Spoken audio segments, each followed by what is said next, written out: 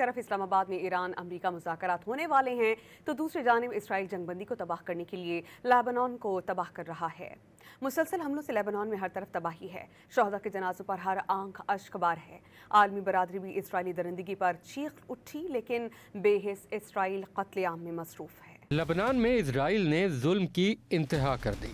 صرف 10 منٹ میں 100 فضائی حملے۔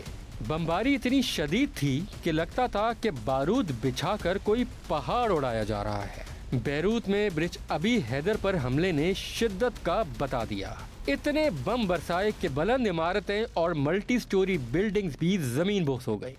گھروں کا ملبہ ایسے نظر آ رہا تھا کہ جیسے کوئی بہت بڑا زلزلہ آ گزرا ہو۔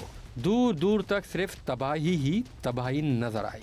یہ منظر تو کسی ایک علاقے کا ہے۔ اسرائیلی جنگی طیاروں نے ایک ہی روز میں لبنان کے مختلف مقامات پر 100 سے زائد حملے کیے اور تباہی پھیر دی۔ بمباری کے دوران رہائشی علاقوں کی تفریق بھی نہ رکھی گئی۔ جوان، بوڑھے، عورتیں اور بچے بھی اسرائیلی جارحیت سے محفوظ نہ رہے۔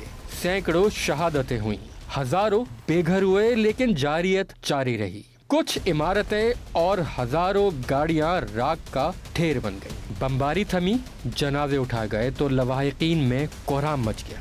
ہر آنکھ اشک بار تھی۔ بے سہارا مائیں، بچوں اور یتیم بچے باپ کے لیے روتے رہے۔ مائیں بھی غم سے نڈھال تھیں۔ کچھ ماں باپ گود میں لیے بچوں کو محفوظ مقام تک پہنچنے میں کامیاب رہے۔ جو بچے بچ گئے وہ ماں کی باہوں میں باہیں ڈال کر مر جانے والوں کو یاد کرتے رہے۔